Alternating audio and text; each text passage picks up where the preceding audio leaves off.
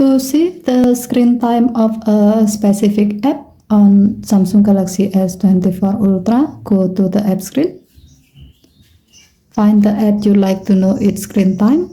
As the example, we will try with TikTok. To find the app quickly, you can type the app name on the search bar.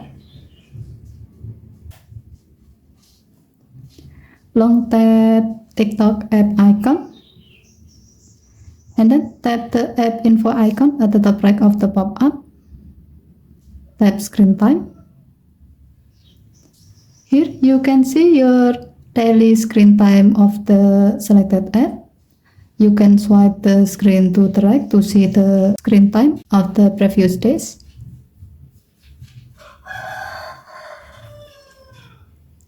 Here you can also see your weekly screen time. To do so, tap weekly at the top right.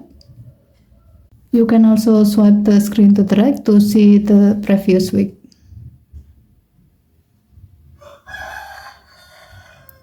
Okay, thank you for watching. Have a nice day.